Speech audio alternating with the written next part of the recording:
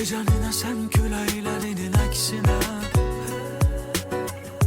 dalğalanan saçların dənizdimi? Səni görəndə dünya dönür tərsinə, baxışların qəlbimdə bir izdimi? Yoxsa sevgin uzaqdan gəlmiş, mənə hədiyyədir səmalardan. Axı Tanrı səni çıxardı qarşıma hardan? Gözlərim qədər eşqilə, gözlərinə baxan oldum. Əllərim qədər titrəyən, əllərini tutan oldum. Səni mən qədər ürəkdən söylə bəs sevən oldum.